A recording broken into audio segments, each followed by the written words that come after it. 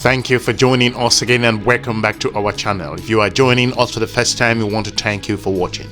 In this episode, I will be looking at the reason why the United States of America and its allies across the European Union have ignored Africa over the years, and now that Russia, China, and Middle Eastern partners and a lot of other countries have engaged the continent from a different perspective, has caused shockwave across the Americans and also the Europeans.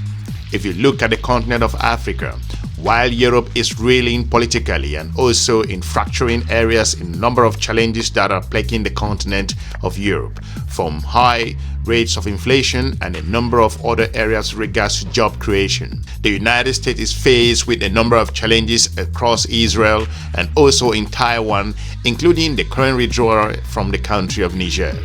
The United States of America's strategy in the continent of Africa has come under a number of pressure and also been questioned from a number of areas across the United States political spectrum.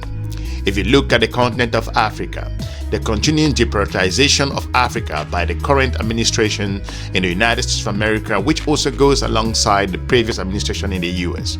Africa is a critical continent, not just for the United States or Europe, but across other issues that are happening around the world. It is a battleground for many of the issues that are going to shape the global community in a number of areas. These also include things more importantly, for the geopolitical leadings and the rise of countries like China, and also the re-emergence of the country of Russia, and many other important emerging countries across like India and a number of other countries that are vying their position, as we all are seeing a weakening Europe policy to the continent of Africa. How Africa perceives this particular period is going to be an enormous challenge. Africa's importance on the world stage will skyrocket in coming decades. The continent is home to 1.2 billion people and will double that size by 2050. It has nearly as much landmass as the surface of the moon. It's rich in natural resources and also has a potential for massive economic growth. But the question here is Africa's growth is a liability or is going to be just an opportunity? This is the question that the continent of Africa should continue to think and how to engage this. The world is not prepared for a number of challenges that the continent of Africa will bring. That's why the African governments should sit up and also re-strategize themselves, engaging partners that will provide them with what they need and more opportunities. Countries like the United States of America have designed policies for the continent of Africa. At the same time, US adversaries also, as they consider, countries like Russia and China are also making it big in the continent as they're engaging a number of countries. At the same time, US adversaries recognize the strategic and economic opportunities of Africa and are taking advantage of America's disengagement. Russia and China have both established military positions on the continent to challenge US interests. China has already used its new base in Djibouti to disrupt the United States of America's air operations. Russia has intensified its effort to gain allies across North Africa and displace Western influence in Central Africa. It is taking steps to establish a military presence in Egypt to overlook the Mediterranean and also the Suez Canal. This effort puts Russia and its partner, so to point out that they have also looked in the geopolitical circles like Iran, on track to threaten the free flow of goods through free global maritime checkpoints like the Suez Canal, the Bab el-Mandeb Strait, and the Strait of Hormuz. Russia and China also seek to supplant America with soft power.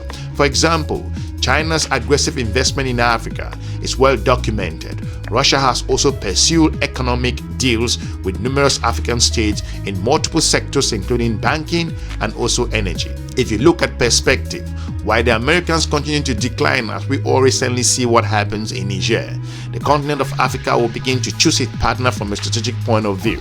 Russia again has engaged West African states, the Sahel region, to engage them from the military perspective and also to some extent economic engagement. We've all have seen how some Russian companies are going on the ground.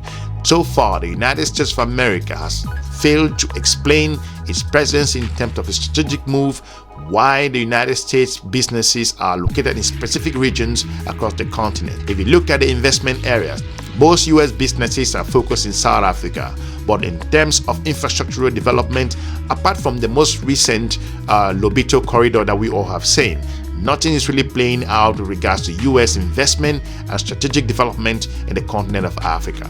As soon as the US begin to understand why China is progressing and also expanding its presence and taking huge market share from other geopolitical partners, these are some of the reasons why the US shouldn't look at Africa as a theater for security purposes only. This has gone a long way to open the doors for other new partners, and that's the reason why the United States of America's perspective on Africa is falling flat. Since the United States of America and also Europe are in a reactive mode, withdrawing US troops from Africa is a huge mistake for the United States administrations.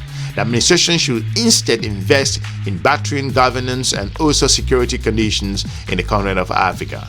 Moreover, Washington should also use the Pentagon's ongoing review of the Special Operations Forces posture in the continent of Africa as an opportunity to define clear American military objectives there. The United States must also ultimately rethink beyond counterterrorism and also become a participant in Africa's future prosperity, not a bystander to Africa's exploitation by what they call their geopolitical foes. France have, to an extent, clearly made a restart in regards to its presence in the continent of Africa, but that has proven to be a failure so far, with what the President of France, Emmanuel Macron, has struggled to reshape France's perspective again and to reignite France's relationship with regards to Russia's presence in the region. Hopefully that all geopolitical partners in the continent of Africa will perceive the continent as a very important player in the world, and for those countries like the United States of America and those in the European Union that have perceived Africa as a backwater will continue to pay the price in a number of areas. We want to thank you for watching. Let us know what you think with regards to the current perspective with Western governments perceiving Africa to be a backwater, and let us know what you think about the United States of America's decline in the continent of Africa, and why do you think Russia and China are leading the way with regards to investment and security engagement. For now, we encourage you to check some of our informative videos. We are looking forward to meeting you soon in our next episode. Have a good day. Bye-bye. Good morning. It's a great pleasure to welcome Chairperson Faki here to the State Department, to Washington, for what is now our 9th high-level dialogue between the African Union and the United States. C'est un plaisir d'accueillir M. Faki à Washington pour ce qui est notre 9e dialogue de l'Union. I think this reflects the vital and increasingly close partnership between the United States and the AU, and it also reflects the critical role that the AU plays not only regionally but around the world. That was further reflected in the fact that the AU was welcomed into the G20 just this year. Cela reflète le rôle vital et croissant que notre partenariat entre les États-Unis et l'Union africaine joue, et le rôle critique que joue l'Union africaine au niveau régional et au niveau mondial, chose qui a été reflétée par l'intégration de l'Union africaine au G20 cette année. We are partners in working to strengthen democratic institutions, to provide for regional security, to deal with the most important challenges that our people face, whether it's dealing with climate change, food insecurity, infrastructure, global health. In each of these areas and more, the African Union and the United States are partners. Nous sommes partenaires pour renforcer les institutions démocratiques et pour faire face aux questions sécuritaires et à toutes les difficultés auxquelles font face nos peuples, dont le changement climatique, l'insécurité alimentaire, tout ce qui a trait aux infrastructures, la santé de par le monde. Les États-Unis et l'Union africaine sont des partenaires forts. The relationship between the United States and the African Union is maybe the best example of our commitment and our conviction that when it comes to Africa, it's not what we're doing for Africa, it's what we're doing with Africa and in support of Africa. La relation entre l'Union africaine et les États-Unis est un excellent exemple de notre engagement, de notre conviction qu'il ne s'agit pas de faire quelque chose pour l'Afrique, mais plutôt avec l'Afrique et en soutien à l'Afrique. So it's a great pleasure, my friend, to welcome you here to the State Department. Thank you for being here. C'est un très grand plaisir de vous accueillir ici au département d'État aujourd'hui.